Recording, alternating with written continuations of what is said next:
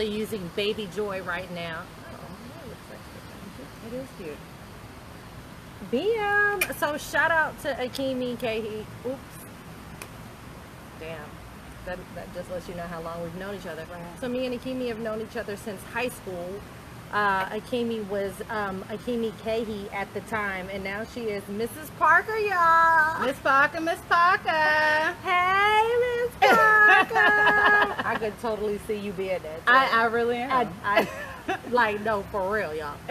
Hey, Leon. So anyway, so we are here in Atlanta. Akemi blessed me with her presence for the weekend. I had so much fun. I did too. I had a lot of fun. You got a chance to come to the Black Women's Expo this weekend. Awesome. We got a chance to work out. Awesome. Yes. She meant to say awesome on that. Mm-hmm. We got a chance to eat out. We ate a lot. We got a That chance was to good. eat. What did we do yesterday?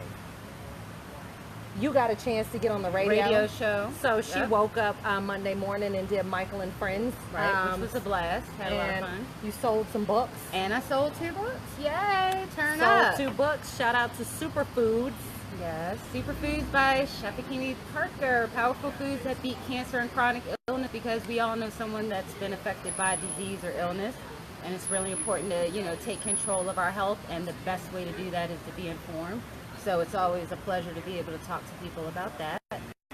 But today, I wanted to put Joy to the side and just chat with her. I had an idea and a thought to do girl talks, and she's a girl. She's my girl. And Yay, girl chats. really the point of the girl talk or the girl chat would be to for the girls of all ages to communicate and talk with one another, and I think that that's really important.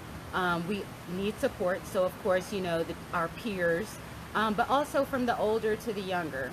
So I wanted to really talk with you, and today on Transformation Tuesday, which everybody will know that Akemi did that. I did the big chop here in the ATL, and courtesy of Dark Hair Buzz on Instagram, Dark Hair Buzz. DRK, my So bad. those are clearly her initials. Oh, okay. I thought it meant dark hair. All right. Well, thanks for the information. See how being informed is so critical. That is so cute. I cannot wait to tell her. But Dark Hair Buzz. But she's a hairstylist. She is, which So I is thought Hair that made Buzz, sense. clearly. Yeah. So shout out to Rochelle. Yes. Of DRK. DRK Hair Buzz. But she did a chop. Your hair was down here. Initially, my hair was almost to my elbow. And then a couple of months ago, I took it to a bob. So it was Okay. about shoulder length, right at my About to shoulder. say, Yeah, it was right up. We don't necessarily know where it was. It was somewhere abouts. And one of the things that I put on my post when I did the little before and after photo that Joy was so kind to take was that I had been holding on to this hair for a long time. I remember when I first started growing it out, it was because my hair was over processed, and I just took the scissors and cut it off. And Joy has known me for a long time, and she knows that I can cut and then I'll grow it back out and I'll cut it all off again, Shout out to you. we are about that life. Our hair grows like that. But the main thing was that today, once I felt that chop, I really felt like a release. It felt so good. You know what I'm saying? It is so amazing for women who have never had their hair short, like super short. For women who once they take their weave out and it's their natural hair, I mean, it is a lot of release.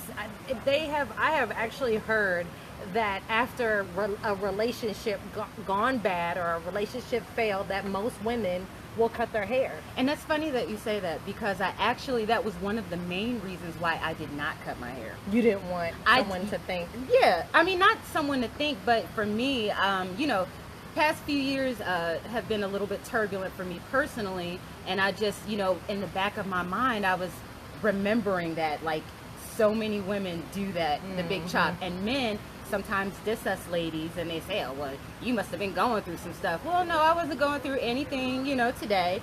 It was just time, you know what I'm saying? So I'm actually quite happy. I love the disclaimer. Quite happy, but just felt like I needed to let it go. And one of the things that I mentioned in my Instagram post is that, beauty has been a source of pain and pleasure for me.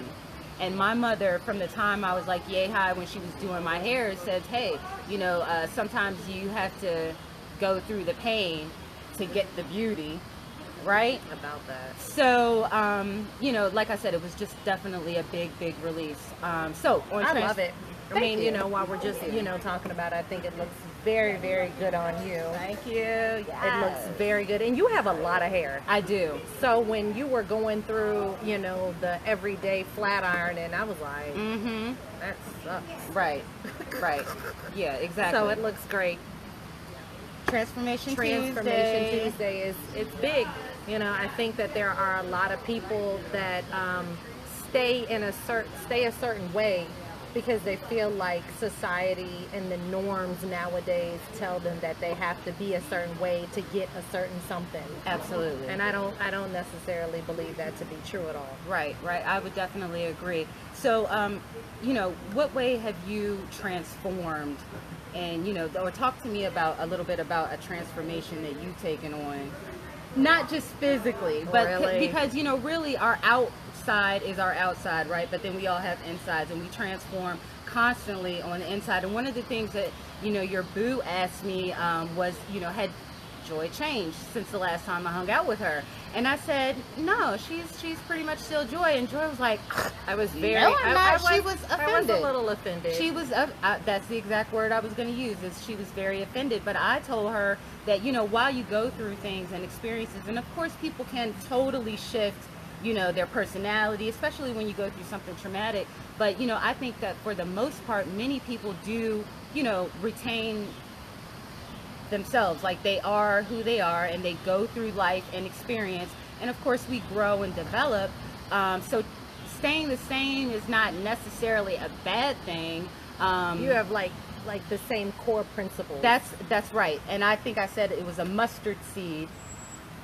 And she said, that's not how we use mustard seed. I love that part. Yeah, I mean, the mustard seed of you is you. Mm-hmm. You know what I'm saying? Mm-hmm. And like Jay-Z said, you are who you are before you got here. Mm-hmm. But, of course we do change. So talk to me a little bit about your transformation, because obviously since the last time, we hung out, you really have transformed quite a lot. You've got a son now, 8 years old. Mm-hmm. Your business is thriving. And that's quite an undertaking. So in what ways do you think has been, like, what's your biggest transformation that you could think of to date? Hard question. Biggest transformation as of yet. I think the biggest transformation that any woman will go through in life is motherhood. Mm-hmm. So I definitely think that motherhood was my biggest transformation, because I literally had to.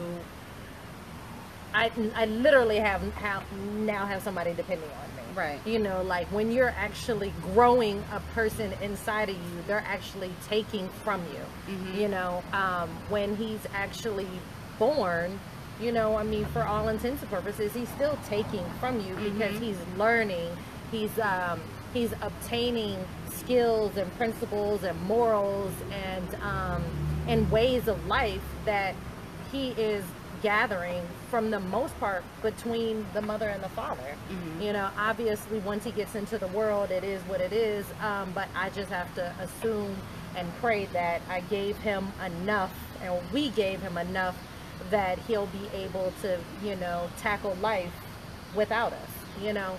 But I think my biggest transformation was going from single girl, no children, to now a mother.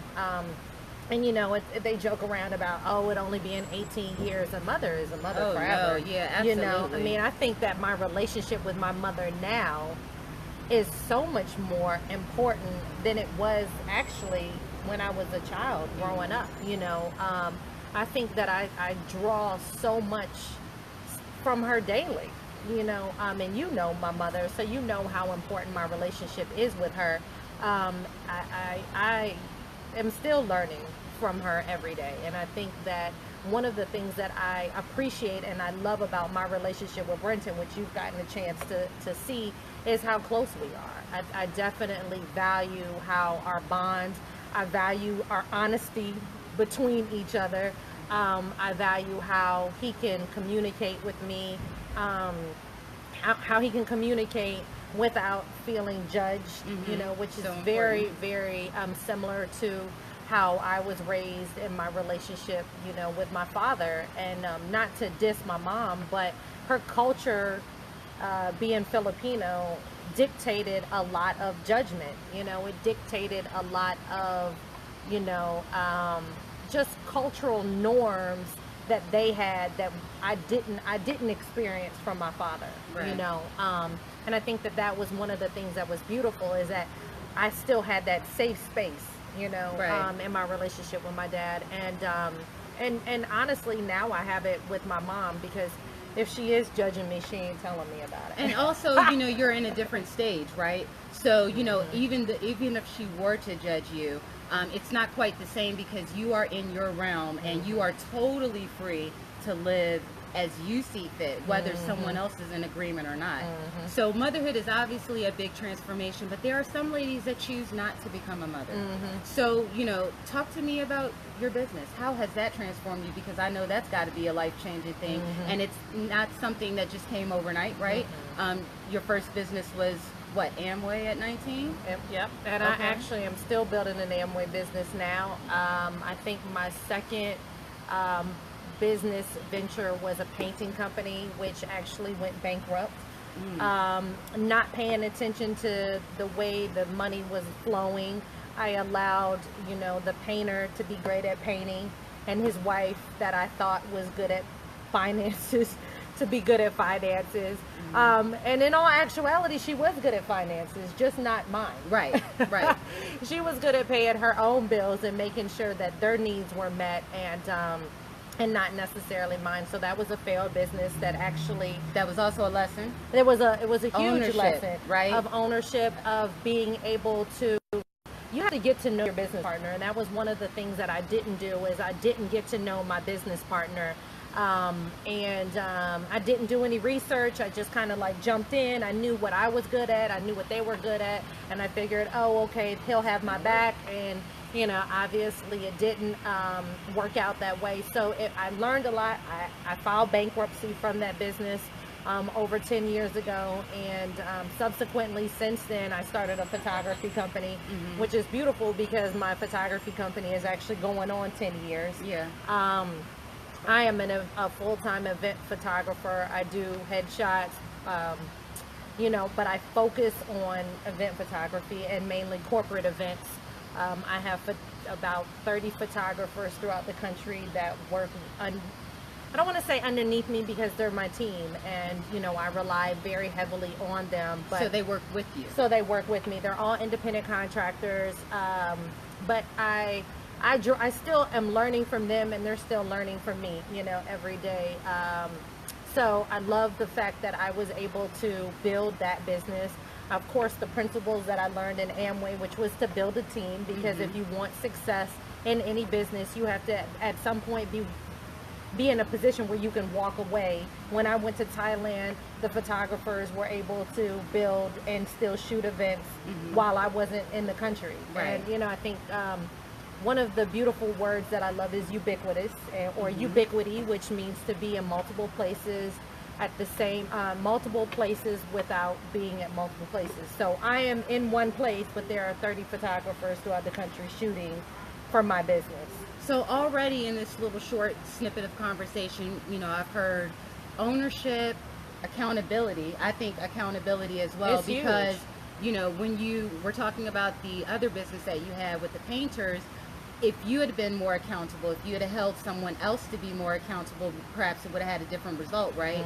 And so, you know, that's really important that we do that. But also, you know, you call it ubiquity or ubiquitous, but learning how to delegate, because so often we think that, oh, I got to be self-sufficient. I gotta do I got to everything. do everything by myself. You know, I'm strong and I don't need nobody else. But truth is that we all need someone. Right, and this whole world and this whole society, especially in America, but everywhere on earth, we are relying on one another in ways that sometimes we don't even understand. You know what I'm saying? So you have to know, like you said, to have the team, right, to support what your vision is and what you're doing, and how to delegate those things because you can get burnt out. Things can go by the wayside. So, you know, that's really important. It's interesting that you say that because I just was having a conversation with my best friend, Chris, who was actually a videographer. We went to Hampton together, and so he does video and he does photography. And we were talking about, you know, some photographers that are in the Atlanta area that are burnt out now. Right. You know, and it was, and I think the interesting thing is that I could see it coming. I actually had conversation with these photographers and said, do not try to shoot everything in Atlanta. It is too much going on. There are too many events going on. And truth be told, these PR companies or these event companies or, you know, just whoever is doing whatever, they're not always paying people. And so if you're doing 6 or 7 events, you know, in 1 week, and maybe 2 or 3 on Saturday, by the time you leave and by the time you get home, you might have shot over 1,000 photos, and let's just say one client pays you. That's not even, by the time you get home, you still have to edit the photos, you still have to get the photos to the client, and typically for event photography, your turnaround time is 24 hours. So it's not like, oh, I'll get it back to you when I feel like it. It's like, no, I need these red carpet photos by 8 a.m. tomorrow morning, because by 8 p.m. nobody cares who was on the red carpet. You know, and I always, and I joke with Chris because I said to him, and I was like, I really want to empower people. I don't ever feel as if I'm in a position where I want to hate on anybody. If I'm giving you game, it's because I learned it. You know, it's because at one point I was burnt out. It was because at one point I was doing 2 or 3 events and not getting a check. And so for me, anytime I hire a photographer, I'm going to always make sure that they're making some type of money, even if it's just gas money, because I know what that life is like, and I don't want other people, especially younger people, to get burnt out. Because if you want to go into photography specifically, and you know this is something that you're new at, you just bought this, you know, $1,000 camera, you just got all this equipment, you have to pay for that camera. Right. So if you're working, you know, a month and you got paid by 2 gigs, you might not, especially starting out, you haven't even halfway paid for that camera yet. Let alone, let's talk about the time, the energy, your gas, you know, all those expenses, that you don't even really think about, that you're not adding on to that $1,000. Your website, your editing equipment, your computer, your internet, all of that little stuff, you know. And so for me, you know, you have to be in a mind space where as you're growing, you're teaching and you're learning. And you know, for me, again, I mean, I fell a couple times, and I knew that I didn't want to be bruised again. And so I wanted these younger photographers to say, hey, look, I took the bruises for you, so you can walk this straight path without having to fall. Well, sometimes people, you know, have to do for themselves. But one of the things that I hear when you're telling the story about talking, you know, about how much business there is in Atlanta, is I think of the fact that there's an abundance in the universe. And people really don't even understand. And I think our society right now is one where we think that there's not enough, when actually there's plenty. And that goes for like not only money and business, but love, right? We think there's not enough, so we want it all to ourselves. And what you're doing by building a business and involving other photographers is sharing that abundance with others, right? So I mean, that's really a beautiful thing. Yeah, I mean, I think that, you know, you could have a line of 10 photographers shooting the same exact subject, you're going to get 10 different photos, right? Because everybody sees the photo differently, you know. And so for me, I've never been in a scenario, and I remember being on a red carpet one time, and it might have been T.I., and at the time, the guy that just passed away in the car accident, I think it was Takers. No. It might have been Takers. Let's just say it was. And Will Packer was there. It was that movie with Will Packer, T.I., and that gentleman that passed away in that car accident that was in that series. Fast and the Yeah, Furious Paul season. Walker. Paul Walker. So we were on the red carpet. We were taking photos, and there was a girl behind me that wanted to get some of the same exact shots that I got, and I moved to the side and let her get it. Why not? And the guy beside me was like, "Why'd you do that?" And I was like, "Why not? I don't need 1,000 photos of Paul Walker, Will Packer, and T.I. Yeah. I said, you know what I mean? Like once I get what I get, I'm good. Like why would I hate on her and her opportunity? Everybody brings something different. Everybody has a different, creative energy. Even like in my industry, in the hospitality industry, in the culinary world, lasagna is lasagna, right? But your lasagna is going to be different than mine. And let's start off with the fact that my lasagna won't even be by me. Okay. Let's start off with that. Again, and something as basic as like a salad. I was reading you that email that the girl sent me that I used to work with. Like banana peppers. 10 years ago. Who puts banana peppers in their salad? And she says, I've never seen somebody put half the stuff that you used to put in your salads. And so many people over the years have told me, like, I never eat salads, but I love your salads. Now, what am I doing? Right. It's lettuce, it's tomato. Of course it's created with love, right? Of course, you know what I'm saying? Of course it's sliced julienne or what have you, right? But, it is meat on the plate. Yes. Yeah. Good job, Hey. Joy. Come on, Julian. Enthusiast, foodie. But yeah, again, my technique is my technique. I'm making a dish, and 1,000 other chefs can make it, but my dish is going to be my dish. It's going to be representative of me. So, there is no competition, right, with the person next door. So, and the interesting thing that you said is I actually saw my coach yesterday, Coach Stormy, post, and she said my only competition is the person I was yesterday. And I thought, you know what, how important is that? And I actually used the same exact thing, tagged her in it, and I said the same exact thing, like my only competition is the Joy from years ago. You know what I mean? And I don't necessarily understand why, so many women or so many men feel like they have to compete with the person right beside them. I bring what I bring to the table. You bring what you bring to the table. Like, even in photography, you could, or let's just say motivational speaking or just talking, we can read the same exact paragraph to a group of people. I can read it, then you can read it. There are going to be people that like the way I read it, and there are going to be people that like the way you read it. Right. There are going to be people that gravitate to you, your energy, your spunkiness, your haircut, the way you dress, the way you walk, the way whatever. And there are going to be people that are attracted to me. It just is what it is. You're not going to be able to touch every person. Right. But I only want to touch the people God wants me to touch. I want to have my sheep be my sheep, and my flock be my flock. Well, and don't so you that's think that a lot of the transparency of being, that's the part about being transparent, is that if you're not living in your truth, then your sheep are someone else's sheep because you're living a lie. Right. Well, don't you think that a lot of women are like, a lot of women are competitive with one another? I Of course don't. they are. But why is that though? Why? Because males, they can compete and leave it on the field.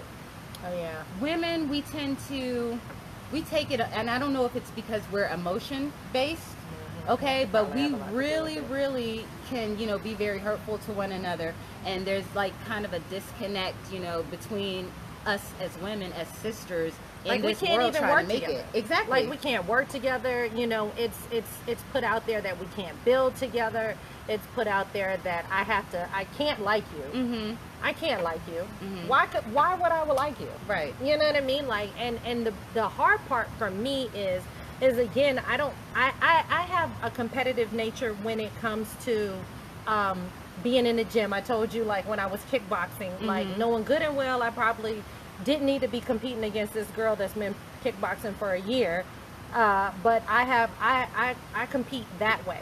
I compete in the sense of, oh, okay, so you just wrote a book, okay, cool. That just motivates me to want to write one too. It doesn't mean that I'm not going to buy your book. Right. It just means that if you could write a book, then I'm capable of writing one. If you're able to, I don't know, buy a Mercedes, then I'm capable of buying one.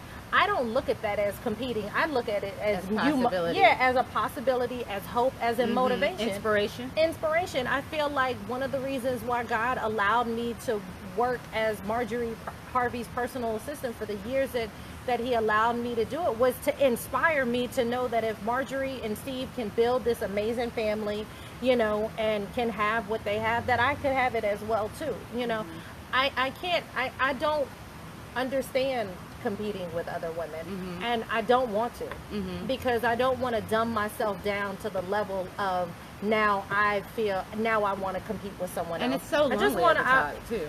Well, but you want to know what? And I feel like it's lonely at the top because we're not pulling enough people up. When you compete, oh yeah. And you put yourself, you know what I'm saying? Yeah, because in that you're stepping position, on everybody, right? Yeah. You know, and again, it's like I was saying upstairs. Nowadays, it's not cool to be loving and have, you know, the relationships, even like with love and marriage. Okay, we're talking about a lot about business, but the same principles can relate to, you know, relationships as well. Yeah. So you saw something funny. Well, shit, one girl, my homegirl said I can't spell, so I won't be writing a book no time soon. Yeah, but you don't have to write it. You can actually audiobook it. Right, Hey, Tina, yeah. hey, Deidre. Just talk to them, you know. And there are tools and resources, so please, you can do it if that's what you desire to do. So please, everybody out there that's watching today, if you want to remember anything from this conversation, it's that there are possibilities, and you can do whatever you put your mind to. They do have editing software. Grammarly is an amazing tool that you can put on your computer, and if there is a situation where the punctuation is wrong, whatever. I mean, the last book that I wrote, I used Grammarly. So what we're not going to do is use the word can't. Right. That word is not in our vocabulary. I mean, and growing up, truth be told, you know my dad. My dad didn't allow us to use that word, you know. Now, I did run the hell out of cannot. Right. You know what I'm saying? I did use, well, I cannot right now, Dad. Yeah. And of course, it was funny because he thought I was pretty hilarious. I'm pretty sure I thought that he was as well, too. But, I mean, audiobooks are huge nowadays. Right. There are resources. If there's so many the will, resources. there's a way. Yeah. And if you don't have a computer, honey, you got a friend that knows how to spell, and they made like straight A's in English class. So, again, you can get it done. Straight up. And there goes Chef Akemi. All right. I think that, Akemi actually made this conversation about me, but I want to ask you, because, we went to high school together, we went to separate colleges, but, we had a disconnect for years, how did you even get to the point where you wanted to first become a chef? Because what was your major in college? Well, first of all, I went to No.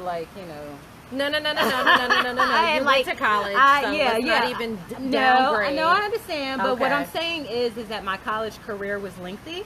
Yes. So that involves several majors. Okay. But initially, I went to school for journalism. Okay. Okay. And you finished with...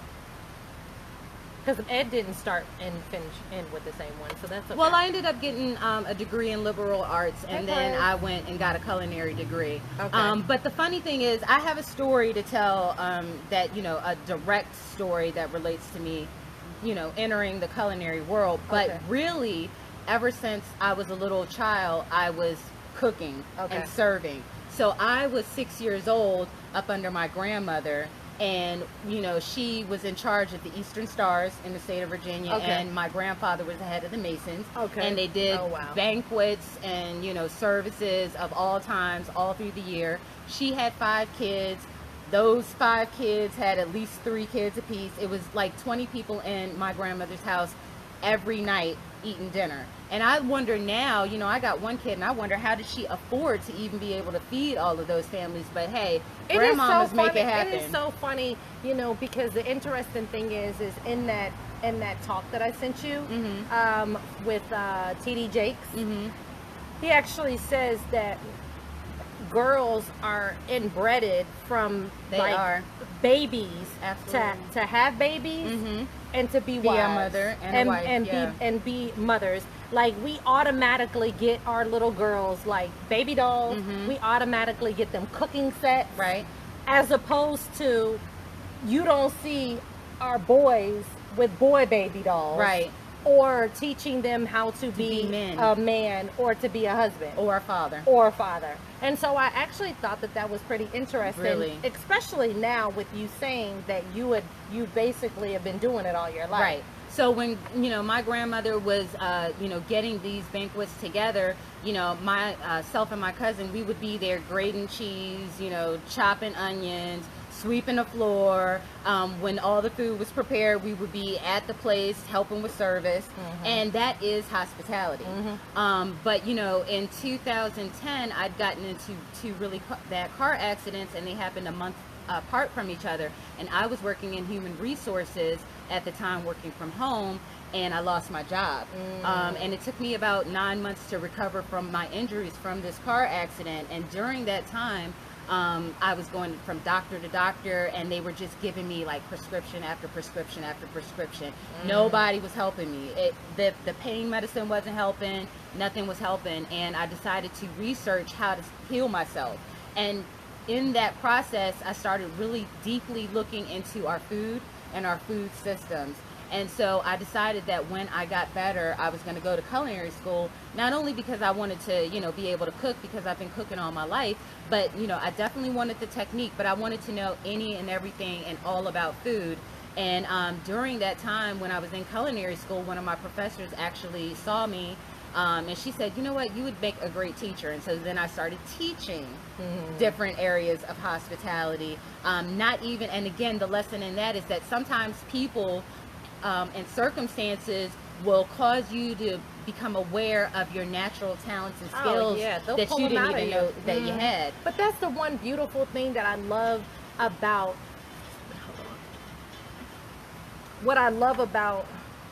sometimes people, the end result is they see certain things in you that, again, you didn't even recognize that you had. But if they tell you about it, then it might kind of shed some light on a scenario and be like, you know what, I actually am good at this. Exactly. And this actually is a God-given talent and a skill that if I hone it and make it better, that I can actually turn it into a career. Right. And for me, myself, I didn't take... Can I pause you real Oh, sure. quick? We're going to have to pause because you know how I am on lighting. So we're going to just end up moving. Well, this way. actually, we have to pause go because we got to actually go. Okay, well, finish this Okay, last yeah, story because we have got to go. And we got some comments. Tracy, Nakoma's mom. Oh yeah. She said God will always make enough food. Right. God will always make your food enough for all that you have to feed. Lord knows my household is proof of that. I know that's Miss right. Tracy, Yes. you ain't said nothing but a word right there. Okay, so finish, and then. Well, actually, I can't even remember what I was about to say, but that's okay. Because no, you were just talking about how someone said that you should go into hospitality and you should go into cooking, and then that's I remember that part. You said that he actually pulled out that talent out of you that you didn't think. And that I remember you would that have. too. And then But then the other thought just went over there because I realized that I need to be headed to the airport. She to make it realized back she home. needed to be headed. I got a there. baby I got to feed right now in Baltimore. Whether or not she's really a baby though. But she'll always be your baby. always be my baby. And then there's that. Yeah. So we're going to actually finish our girl chat a different day. Yes. But I do want to say, Akemi, that it has been a long time since we have gotten together. Of course, I saw you last year at our 20-year high school reunion. Wow. We didn't necessarily get a chance to hang out. How are we having a 20-year reunion when we only 20? I mean, look how young and cute we are. I mean, well, so about that. So you yeah. Okay, but go ahead. I'm gonna take all 38 of my years. It. You know what I mean? Like, Doesn't it feel good? I wouldn't trade not one. I think it beats the alternative for sure because you could be dead. But I know. And then there's that. For me, I feel better now than I did, when I was younger. I like when you know yourself, when you reach an age to where you really begin to understand yourself and your place in the world, it's a really beautiful thing. So again, That's you know, pretty I'm joking. We look young, you know, but Thank God you for the know, melanin. absolutely. Thank God Girl, for melanin yes. and water. Yes. And for these good genes. But I do want to, what I wanted to say was I really appreciate you coming down here. Thank you. And I really appreciate the fact that we got a chance to kind of hang out. And not kind of, but we got a chance to hang out. I appreciate the fact that we had some pretty cool conversations that were probably necessary to have. Sidebar, that person never called.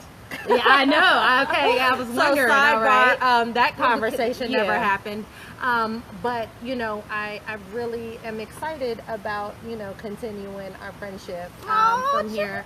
And I'm excited about coming up to Baltimore and going to Coco's Pub so I could get these crab cakes. Hello. And then also allowing our children to grow up together. Right. So, you know, I'm really excited about you guys coming down here next summer and us coming up there. So Baltimore ain't nothing but a word. Yes. You know, so you guys, thank you for listening. Thank you for tuning in. I'm gonna go back and listen to all of I know we can, Jerome. Jerome said y'all can go live on IG live together. I know, but you know what? I think one of the things that was beautiful about this, other than the fact that it started and it was daylight, is that, you know, it's cool to do the IG live and have somebody come in, but to be able to actually like touch on someone and like love on someone or whatever is a little bit different. So I love technology. Obviously, we're on Facebook and Instagram right now, and when it started, Akemi was like, "Oh, I'm so nervous." She I get killed nervous, it, but everything. but you like killed it. So, Yeah, thank you. Hey, Lakeisha, I will see you on Saturday at the 818 conference. If you are in Atlanta, I will be speaking and vending at the 818 conference at Embassy International Church. You all need to go out there because that church is amazing. She took me there. That was one of the things we got to do. Things that we got a and chance it's a to do. really, really great ministry. So please, if you're in the area, you know, do yourself a favor and go there.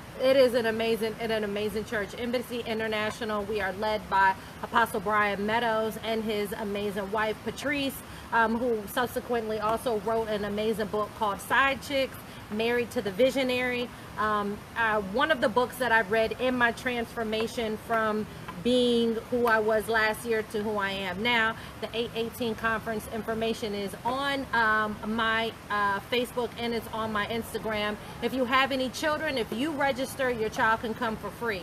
So thank you, Lakeisha, for popping in. You guys have an amazing night from the top of my head to the soles of my feet. I ask that God watch over you, keep you, protect you, expand your territory and your capacity. In Jesus' name we pray. Amen. Amen. Bye. Bye.